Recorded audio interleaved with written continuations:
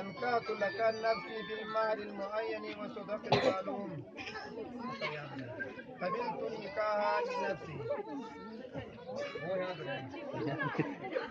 زوجت لك نفسي بالمهر المعين وصدق المعلوم قبلت التزويج لنفسي أنكات وزوجت لك نفسي بالمهر المعين وصدق المعلوم